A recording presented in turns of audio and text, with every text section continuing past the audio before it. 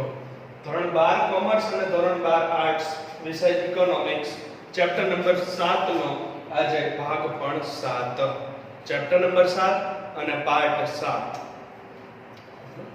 વસ્તી એટલે કે જનસંખ્યાના ચેપ્ટરની અંદર આપણે આગળ છઠ્ઠા સેશનમાં ઊંચા જન્મદર માટેના કારણોનો પ્રશ્ન ભણતા હતા. એ ઊંચા જન્મદરના કારણોનો આપણે જે ચાર્ટ અહીંયા દર્શાવ્યો છે એ ઊંચા જન્મદર માટે જવાબદાર કારણોને, ઊંચા જન્મદર માટે જવાબદાર પરિબળોને મુખ્યત્વે 3 વિભાગમાં વર્ગીકૃત કરી અને વહેંચવામાં આવ્યા છે. એ 3 વિભાગમાંથી આપણે સામાજિક પરિબળો ભણી ગયા. હવે આવે છે આર્થિક પરિબળોનો વિભાગ કે કેટલીક એવી આર્થિક બાબતો છે, કેટલાક એવા આર્થિક કારણો છે, કેટલાક એવા આર્થિક પરિબળો પણ જવાબદાર છે કે જેને લીધે ભારત દેશમાં નવા બાળકોનો જન્મદર એ ઊંચી સપાટીએ ટકી રહેવા પામ્યો છે. સતત ને સતત દર વર્ષે દરેક દશકામાં દરેક વર્ષની વસ્તી ગણતરીમાં છેલ્લે 2011 ની વસ્તી ગણતરી થઈ ત્યાં સુધી એ દર દશકે એક જન્મદર ઊંચો રહેવા પામ્યો છે. એ માટેના જવાબદાર આર્થિક પરિબળો, ઊંચા જન્મદર માટેના જવાબદાર પણ આર્થિક પરિબળો એવા 3 મુખ્ય આર્થિક પરિબળો છે. નંબર 1 શિક્ષણનું નીચું પ્રમાણ, બીજું છે આવકની નીચી સપાટી અને ત્રીજું આર્થિક પરિબળ છે એ બાળ મૃત્યુ દરનું ઊંચું પ્રમાણ. કે એને લીધે પણ ભારત દેશનો કુલ જન્મદર, ભારત દેશનો સરેરાશ જન્મદર એ ઊંચી સપાટીએ ટકી રહેવા પામ્યો છે. તો સૌથી પહેલું કારણ આવે છે આર્થિક પરિબળોની અંદર, એ છે શિક્ષણનું નીચું પ્રમાણ. કેરળ અપવાદ કે જ્યાં સાક્ષરતા દર 99.90%, એ સિવાયના દરેક રાજ્યોમાં પરિસ્થિતિ ગંભીર, ચિંતાજનક અને નકારાત્મક છે. કેરળમાં સાક્ષરતા દર વધુ છે. કેરળમાં નિરક્ષરતા 0.010% ની આજુબાજુ કહી શકાય, કારણ કે 99.90% લોકોનો સાક્ષરતા દર છે. અને કેરળમાં સાક્ષરતાનું પ્રમાણ જે ઊંચું છે એ બાબતની આપણે અસર પણ ભણી ગયા કે ત્યાં જાતિ પ્રમાણ એટલે કે લિંગ પ્રમાણ દર 1000 પુરુષોની સામે 1084 સ્ત્રીઓની સંખ્યા છે. એ શિક્ષણનો પ્રભાવ છે, સાક્ષરતાનું પરિબળ ત્યાં અસર કરે છે. તો શિક્ષણનું નીચું પ્રમાણ ઊંચા જન્મદરને કઈ રીતે અસર કરે?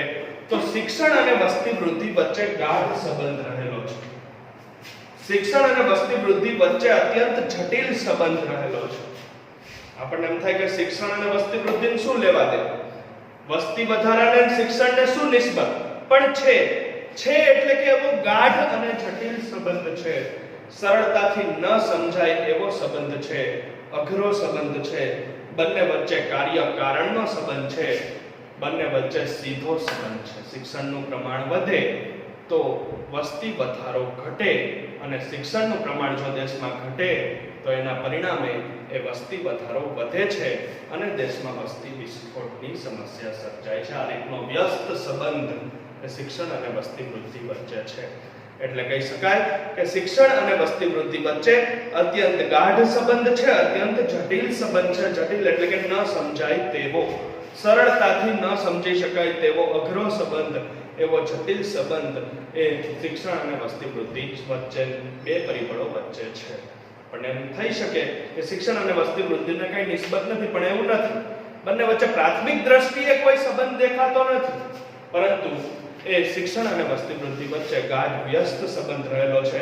અને આ બાબત સ્ત્રી શિક્ષણને ખાસ લાગુ પડે છે. ભારતના ગ્રામ્ય વિસ્તારોમાં પરિસ્થિતિ અત્યંત ખરાબ છે. મોટા ભાગના ભારતના અંતરિયાળ ગ્રામ્ય વિસ્તારો કે જ્યાં 5 ધોરણ પછી, 7 ધોરણ પછી, 8 ધોરણ પછી કે વધુમાં વધુ 10મા પછી કે 12 ધોરણ પછી કન્યાઓને શિક્ષણ છોડાવી દેવામાં આવે છે. તો એવા ભારતના અંતરિયાળ ગ્રામ્ય વિસ્તારોમાં પરિસ્થિતિ અત્યંત ખરાબ છે. એટલે કે આ શિક્ષણનું નીચું પ્રમાણ હોવું એ બાબત સ્ત્રી શિક્ષણને ખાસ લાગુ પડે છે. 2001 અને 2011 ના આંકડાઓ મુજબ સ્ત્રીઓમાં સાક્ષરતાનું પ્રમાણ અંદાજિત 55% જેટલું રહેલું છે. સમગ્ર ભારત દેશની સરેરાશ જોઈએ તો માત્ર 55% સ્ત્રીઓ સાક્ષર છે, શિક્ષિત છે. એટલે કે ઓછામાં ઓછું પ્રાથમિક શિક્ષણ મેળવેલી છે. હવે જ્યાં સ્ત્રીઓમાં જ શિક્ષણનું પ્રમાણ ઓછું છે, સ્ત્રીઓમાં જ નીચું પ્રમાણ છે શિક્ષણનું, તો એવું અપર્યાપ્ત શિક્ષણ પામેલી સ્ત્રીઓ એટલે કે ઓછું શિક્ષણ પામેલી સ્ત્રીઓ નાના કુટુંબનું મહત્વ જલ્દીથી સમજી શકતી નથી. જે સ્ત્રીઓ ઓછું શિક્ષણ મેળવેલી છે, અપર્યાપ્ત શિક્ષણ મેળવેલી છે, પ્રાથમિક કક્ષા એટલે કે 8 ધોરણ સુધી પણ એને શિક્ષણ મેળવેલું નથી, તો એવી સ્ત્રીઓ એ નાનું કુટુંબ સુખી કુટુંબ એ સૂત્રને સમજી શકતી નથી. એ ઓછું કે અપર્યાપ્ત કે અધૂરું શિક્ષણ મેળવેલી સ્ત્રીઓ એ ક્યારેય નાના કુટુંબના મહત્વને ઝડપથી સમજી શકતી નથી. અને નાના કુટુંબના મહત્વને ઝડપથી ન સમજી શકતી હોવાને લીધે ઝડપથી એને નાનું કુટુંબ રાખવાનું કે નાના કુટુંબનું કદ પ્રત્યે આકર્ષિત થવાનું ન સમજાતું હોવાથી એ કુટુંબના દબાણને વશ થઈને કે ધાર્મિક અને સામાજિક માન્યતાને વશ થઈને વધુ ને વધુ બાળકોને જન્મ આપતી જોવા મળે છે. તો આવી અપર્યાપ્ત કે ઓછું શિક્ષણ પામેલી સ્ત્રીઓને કારણે એક કુટુંબમાં નવા બાળકોનો જન્મ વધુ ને વધુ થતો જાય છે અને કુટુંબનું કદ વધી અને કુટુંબનું કદ મોટું રહેવા પામે છે. તો આ રીતે શિક્ષણનું સ્ત્રીઓમાં ઓછું પ્રમાણ હોવાને લીધે, સ્ત્રીઓનું સાક્ષરતાનું પ્રમાણ અત્યંત નીચું કે ઓછું હોવાને લીધે એ જન્મદર ઊંચી સપાટીએ ટકી રહેવા પામ્યો છે. આ સિવાય એક બાબત એમાં એ પણ ઉમેરી શકાય કે ભારત સરકારે એક અંદાજ બાંધ્યો છે. ભારતની કેન્દ્ર સરકારનું અનુમાન છે, ભારતની કેન્દ્ર સરકારે સર્વેના આધારે એ તારણ કાઢ્યું છે વિશ્લેષણ કરીને કે ભારત દેશમાં જોવા મળ્યું છે કે નિરક્ષર એટલે કે અભણ સ્ત્રીઓની તુલનામાં ઓછામાં ઓછું પ્રાથમિક શિક્ષણ મેળવેલી સ્ત્રીઓ એ ઓછા બાળકોને જન્મ આપતી જોવા મળે છે. હવે એનો સીધો અર્થ એ થયો કે જે સ્ત્રી ઓછામાં ઓછું પ્રાથમિક શિક્ષણ મેળવેલી છે એટલે કે 8મા ધોરણ સુધી ભણેલી છે એ ઓછા બાળકોને જન્મ આપવા સહમત થાય છે. એ નાના કુટુંબનું મહત્વ સમજી શકે છે. એ કુટુંબનું કદ નાનું રાખવા માટે પોતાની સંમતિ આપે છે. કોઈ ધાક ધમકી, દબાણ, ધાર્મિક કે સામાજિક માન્યતાને વશ થતી નથી. ઓછામાં ઓછું 8 ધોરણ સુધી શિક્ષણ મેળવેલું હોય એવી સ્ત્રીઓની અહીંયા વાત છે કે એ કુટુંબનું કદ નાનું રહે તો એના મહત્વને સમજી શકે છે, પણ એની સરખામણીએ એની તુલનામાં જે સ્ત્રીઓ સાવજ નિરક્ષર છે, જે સ્ત્રીઓ સાવજ અભણ છે, જેને અક્ષર જ્ઞાન મેળવેલું નથી, એવી સ્ત્રીઓ એ વધુ ને વધુ બાળકોને જન્મ આપતી જોવા મળે છે. અને એમને લીધે એ અભણ કે નિરક્ષર સ્ત્રીઓને લીધે અથવા તો સ્ત્રીઓમાં શિક્ષણનું પ્રમાણ નીચું હોવાને લીધે દેશનો જન્મદર એ ઊંચી સપાટીએ રહેવા પામ્યો છે. એ જે તે સ્ત્રીના કુટુંબનું કદ તો વધે જ, એ કુટુંબનો જન્મદર તો વધે જ, સાથે સાથે ભારત દેશનો કુલ અને ભારત દેશનો સરેરાશ નવો જન્મદર પણ એ ઊંચી સપાટીએ ટકી રહેવા પામ્યો છે. તો ઊંચા જન્મદર માટેનું પહેલું આર્થિક કારણ આપણે ભણી ગયા એ સ્ત્રીઓમાં શિક્ષણનું નીચું પ્રમાણ. અહીંયા આપણે સ્પષ્ટતા કરવાની છે, શિક્ષણનું નીચું પ્રમાણ ખરું પણ મોટે ભાગે સ્ત્રીઓમાં. ત્યાર પછીનો બીજો પોઈન્ટ છે આવકની નીચી સપાટી. હવે અહીંયા આપણે ક્લાસમાં એક વિધાન પણ ભણી ગયા છે કે ભારતના એવા કુટુંબોની અહીંયા વાત છે કે જે કુટુંબોની આવક અત્યંત નીચી છે, આવકની સપાટી અત્યંત ઓછી છે, એવા ભારતના અંતરિયાળ ગ્રામ્ય વિસ્તારોના ગરીબી રેખા હેઠળના કુટુંબો કે જે કુટુંબોમાં આવકની સપાટી ખૂબ જ નીચી રહેવા પામે છે અથવા તો આવકની સપાટી ખૂબ જ ઓછી રહે છે, એવા ગ્રામ્ય વિસ્તારના ગરીબ કુટુંબોમાં નવા જન્મનાર બાળકને એ કુટુંબ માટે કોઈ પણ પ્રકારની જવાબદારી નહીં પરંતુ અસ્કામત એટલે કે મિલકત માનવામાં આવે છે. અહીંયા આપણે એ જ વિધાનની એ જ મુદ્દાની ચર્ચા કરવાની છે કે બધા કુટુંબોને આ કારણ લાગુ પડતું નથી, પરંતુ અહીંયા માત્ર એવા કુટુંબોને જ ધ્યાનમાં લેવાના છે. કેવા કુટુંબો?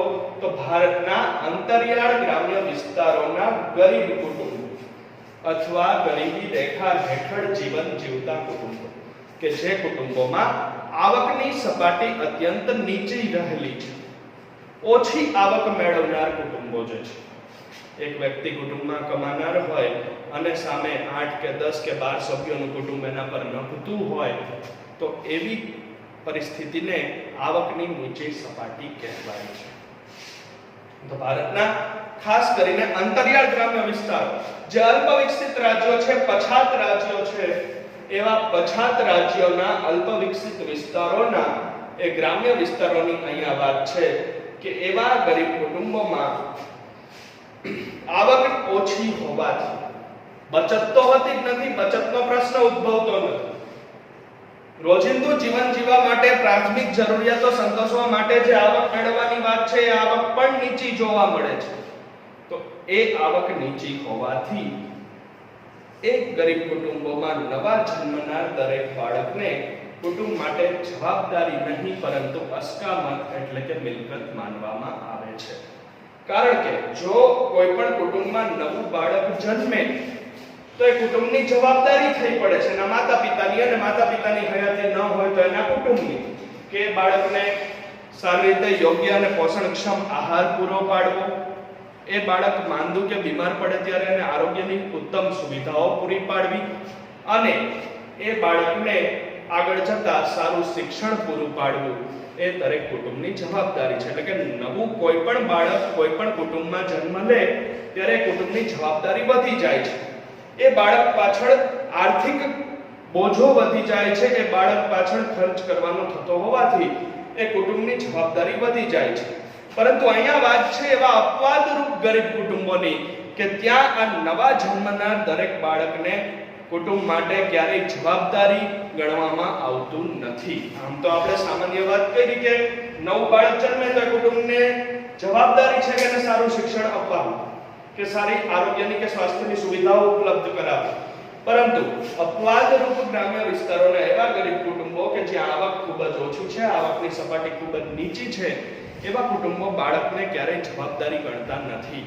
એવા ગરીબ કુટુંબોમાં નવા જન્મનાર બાળકના શિક્ષણ, આરોગ્ય કે સ્વાસ્થ્ય અથવા તો એને પોષણયુક્ત આહાર આપવા પાછળ કોઈ પણ પ્રકારનો ખર્ચ થતો નથી. પરંતુ એ બાળકને કુટુંબની કમાણીનું સાધન માનવામાં આવે છે. એ બાળકને ખૂબ જ નાની ઉંમરથી ચાની લારીઓ પર કે પાનના ગલ્લા ઉપર કામે લગાડી દેવામાં આવે છે, અને એ કુટુંબમાં નવું જન્મતું દરેક બાળક ભવિષ્યમાં કુટુંબની આવકમાં વધારો કરશે અને કુટુંબ માટે કમાણીનું સાધન બનશે અને ભવિષ્યમાં કુટુંબની દરેક જરૂરિયાતોને પૂર્ણ કરશે એવી આશા એ બાળક પાસેથી રાખવામાં આવે છે. એટલે ભારતના ગ્રામ્ય વિસ્તારોના ગરીબ કુટુંબોમાં નવું જન્મતું દરેક બાળક એ કુટુંબ માટે આવક મેળવવાની અસ્કામત એટલે કે મિલકત બની રહે છે, અને એ અસ્કામત કે મિલકત બની રહેવાને કારણે એ દેશના ગ્રામ્ય વિસ્તારોના ગરીબ કુટુંબોમાં ભવિષ્યમાં આવક ઉપાર્જનની દ્રષ્ટિએ એ બાળક કુટુંબમાં મદદરૂપ બનશે, સહાયરૂપ બનશે એવી આશા રાખી અને કુટુંબમાં વધુને વધુ નવા બાળકોનો જન્મ થવા દેવામાં આવે છે. તો આવકની નીચી સપાટી એ પણ આ રીતે દેશમાં ઊંચા જન્મદર માટેનું એક મહત્વનું કારણ બની રહે છે. ત્યાર પછી ત્રીજું અને છેલ્લું આર્થિક કારણ આવે છે બાળ મૃત્યુ દરનું ઊંચું પ્રમાણ. બાળ મૃત્યુ દર કોને કહેવાય અથવા તો બાળ મૃત્યુ દર એટલે શું એની આપણે પહેલા વ્યાખ્યા સમજવાની છે. તો અર્થશાસ્ત્રની પરિભાષામાં બાળ મૃત્યુ દર એટલે શું? બાળ મૃત્યુ દરનો અર્થ તો દર વર્ષે જીવતા જન્મેલા દર 1000 બાળકોમાંથી 12 મહિના સુધીમાં મૃત્યુ પામતા બાળકોની સંખ્યા એને અર્થશાસ્ત્રની પરિભાષામાં બાળ મૃત્યુ દર કહેવાય છે. ફરીથી આપણે એની વ્યાખ્યા જોઈએ કે દર વર્ષે 1000 જીવતા જન્મેલા બાળકોમાંથી 12 માસનું આયુષ્ય પૂર્ણ કરે તે પહેલા, 12 મહિના એની જન્મ તારીખથી પૂરા કરે તે પહેલા કોઈ પણ કારણસર જો એ બાળકનું 12 મહિનાની અંદર મૃત્યુ થાય તો એને બાળ મૃત્યુ દર કહેવાય છે. એટલે કે દર વર્ષે જીવતા જન્મેલા દર 1000 બાળકોમાંથી 12 માસ સુધીમાં 12 માસનું આયુષ્ય પૂર્ણ કરે ત્યાં સુધીમાં મૃત્યુ પામતા બાળકોની સંખ્યા એટલે બાળ મૃત્યુ દર. હવે વર્ષ 1951માં એટલે કે આઝાદી પછીનો સમયગાળો છે, એ વર્ષ 1951માં ભારતનો બાળ મૃત્યુ દર 1000 બાળકોએ 146 બાળકોનો હતો વર્ષ 1951, બાળ મૃત્યુ દર દર 1000 બાળકોએ 146 એટલે કે 146 નો હતો, જે 2011 ના વર્ષમાં ઘટી અને દર 1000 બાળકોએ 41.40 એટલે કે સમથિંગ 41 કે 42 ની આજુબાજુ રહ્યો છે. પરંતુ તેમ છતાં પણ અન્ય વિકસિત દેશોની સરખામણીએ વિશ્વના જે અન્ય વિકસિત દેશો છે, અમેરિકા, ચીન, રશિયા, જાપાન કે ઇંગ્લેન્ડ, એ અન્ય વિકસિત દેશોની સરખામણીએ ભારતનો આ બાળ મૃત્યુ દર હજુ પણ વધુ કહી શકાય છે, હજુ પણ ઊંચો કહી શકાય છે. હવે ભારતમાં બાળ મૃત્યુ દર વધારે છે એટલા માટે જન્મ દર ઊંચો રહેવા પામે છે. કોઈ પણ કુટુંબ એ વધુ ને વધુ બાળકોનો જન્મ એટલે થવા દે છે કે એના માતા પિતાને કે એ કુટુંબના વડીલોને એ બાબતનું આશ્વાસન રહે કે ભવિષ્યમાં જો એક સંતાનને કોઈ પણ કારણસર કંઈ થયું તો અન્ય સંતાન એ કુટુંબ માટે આર્થિક સહારો બની રહેશે.